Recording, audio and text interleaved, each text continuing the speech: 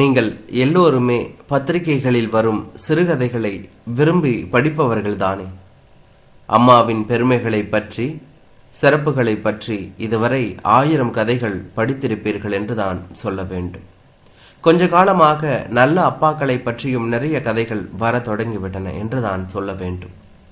நல்ல அம்மா, நல்ல அப்பாக்கள் மட்டும்தான் நம்மிடம் இருக்கிறார்களா? நம்மிடம் நல்ல மகன்களும் இருக்கிறார்கள் என்று தான் சொல்ல வேண்டும்.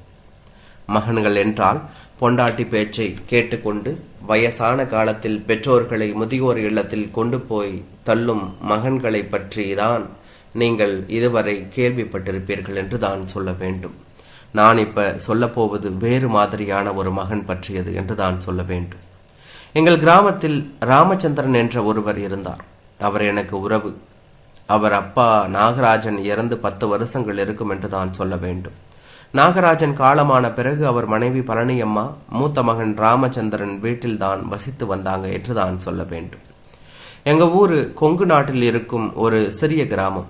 கொங்கு நாட்டை பற்றி சொல்லும் பொழுது ஒரு விஷயத்தை சொல்லிதான் ஆக வேண்டும் என்று தான் சொல்ல வேண்டும். தப்பாக நினைக்காதீர்கள். இந்த செய்தி இந்த கதைக்கு அவசியமாக இருப்பதால் தான் சொல்கிறேன் என்று தான் சொல்ல வேண்டும். சாப்பாட்டில் கொங்கு நாட்டு ஸ்பெஷல் என்று ஒன்று இருக்கிறது. அதுதான் நாட்டுக்கோழி குழம்பு என்று தான் சொல்ல வேண்டும். இந்த கொங்கு நாட்டு கோழி குழம்பை நினைத்தாலே நாவில் எச்சில் ஊறும். நிறைய சின்ன வெங்காயம், இஞ்சி, பூண்டை வதக்கி காரத்திற்கு மிளகாயோடு மிளகையும் சேர்த்து அந்த குழம்பை கொதிக்க விடும் பொழுது அந்த வாசம் எட்டோருக்கும் மணக்கும். குழம்பு கொதிக்கும் பொழுதே வீட்டில் இருக்கும் சில பேர் கரியில் உப்பு காரம் பார்க்கிறேன் என்று பாதியை காலி செய்து விடுவார்கள் என்று தான் சொல்ல வேண்டும். கொங்கு நாட்டில் பண்டிகை நாட்களில் ஏழை பணக்காரன் வித்தியாசம் இல்லாமல் எல்லோருடைய வீட்டிலும் இந்த மனம் வீசும் என்று தான் சொல்ல வேண்டும். உங்களுக்கு கொங்கு நாட்டில் ஏதாவது உறவுகள் நட்புகள் இருந்தால் அங்கு போகும் பொழுது ஒரு முறையாவது இந்த நாட்டுக்கோழி குழம்பு வைத்து தரும்படி கேட்டு சாப்பிடுங்கள். அப்புறம் ஆயுசுக்கும் இந்த கொங்கு நாட்டை மறக்க மாட்டீர்கள் என்று தான் சொல்ல வேண்டும். சரி, கதைக்கு வருவோம். பழனியம்மா இருக்கிறார்களே, அவர்களுக்கு இந்த நாட்டுக்கோழி குழம்பு என்றால் உசுறு என்று தான் சொல்ல வேண்டும். வாரத்திற்கு 2 முறையாவது சாப்பிட்டு விடுவாங்க. நாட்டுக்கோழியில் இளம் கோழியாக வாங்கி அவர்கள் வீட்டில் குழம்பு வைத்து அது கொதிக்கும் பொழுது அந்த தெருவே மணக்கும் என்று தான் சொல்ல வேண்டும். கிராமத்தில் அவர்கள் பக்கத்து வீட்டில் நான் தான் குடியிருந்தேன். ஆசை வெட்கமறியாது என்று சொல்வார்கள்.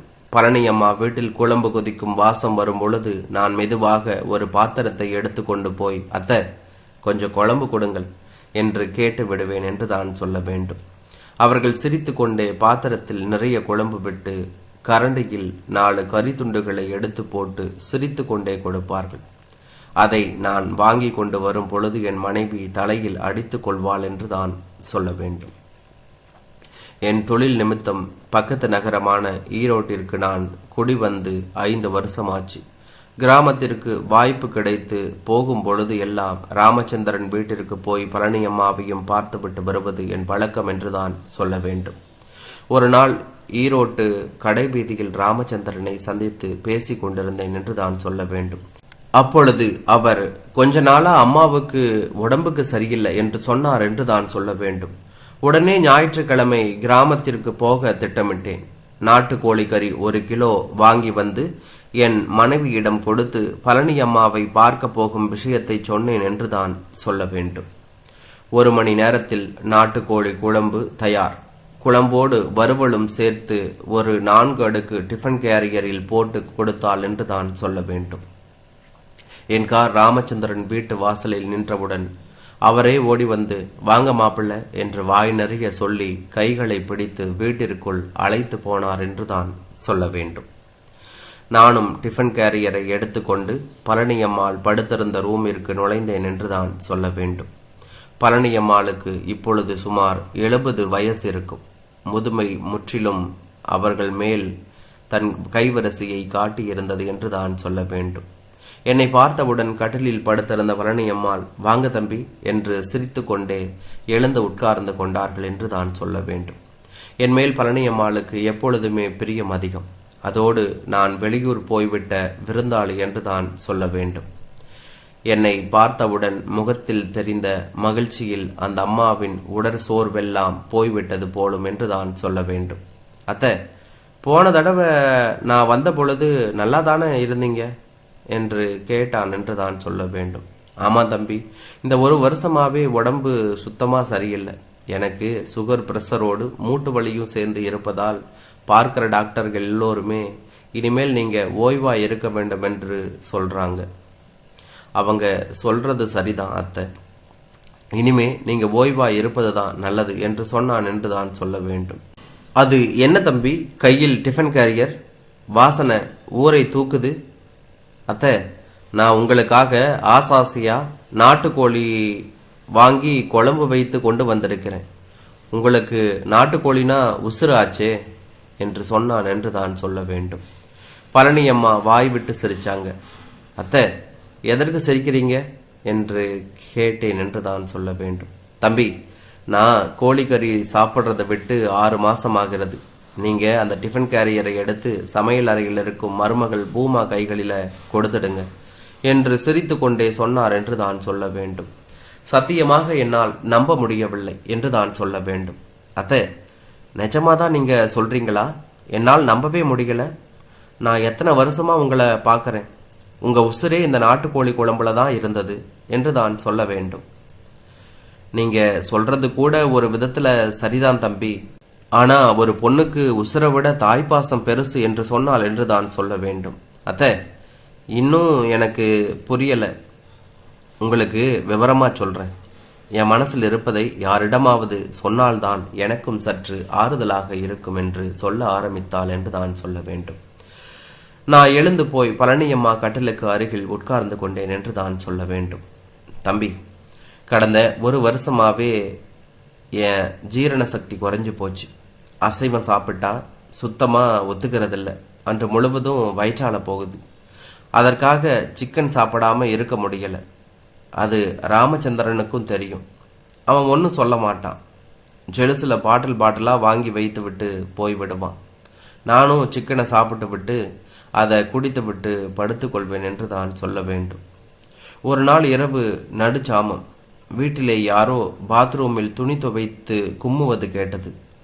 நம்ம வீட்டில் இருப்பது ஆட்டோமேட்டிக் வாஷிங் மிஷின் இருக்கு. எதற்கு இந்த அர்த்த ராத்திரியில் துணி துவைக்கிறார்கள்? மெதுவாக எழுந்து போய் பார்த்தேன் என்று தான் சொல்ல வேண்டும். நீயே பார்த்திருப்பாய்.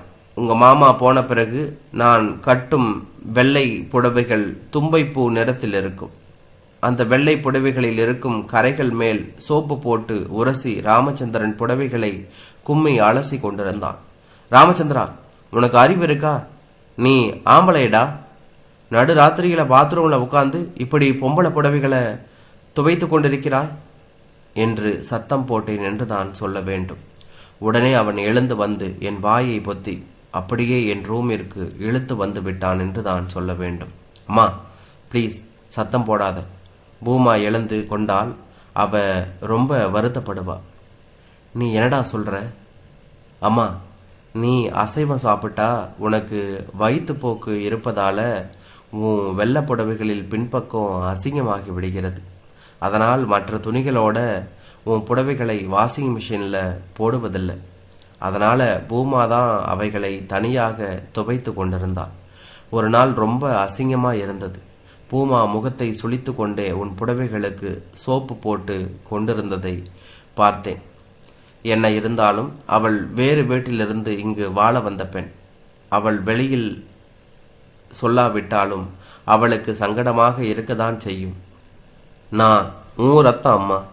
அந்த காலத்தில் இந்த லெட்ரின் எல்லாம் வராத காலத்தில் எனக்கு 7-8 வயசு வர நீ என் பின்பக்கம் தேய்த்து தேய்த்து ஆய் கழுவி விட்டதை நான் மறக்கவில்லை அம்மா. நான் உயிரோடு இருக்கும் பொழுது வேறு யாரும் உனக்கு இது போன்று வேலைகளை செய்யக்கூடாதம்மா.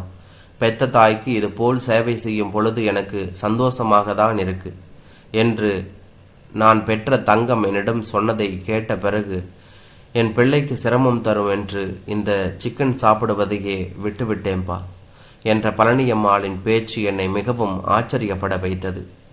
பெற்ற தாய்க்கே தாயாக சேவை செய்யும் ராமச்சந்திரனை போன்ற நல்ல மகன்களும் நம்மிடம் இருக்கத்தான் செய்கிறார்கள் என்றான்.